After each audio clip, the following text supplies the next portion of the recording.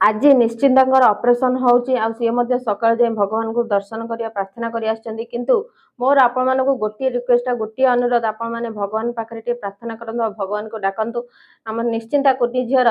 भले भले ऑपरेशन हो जाओ से भले भले सुस्थ हो जाओ एति मोर आपण मान पाखरे रिक्वेस्ट रही नमस्कार जय जगन्नाथ। जय जगन्नाथ नमस्कार मु आपण मानकर झिया निश्चिता आज महाप्रभु श्री जगन्नाथ कृपा और लक्ष्मी नृसिंह कृपा आ 4.5 कोटी ओडिशावासी आशीर्वाद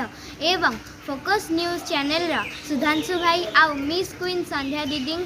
परिश्रम बल आज मोर पित्तकोशरे 3टी स्टोन ऑपरेशन होगा जाऊँगी तेणुक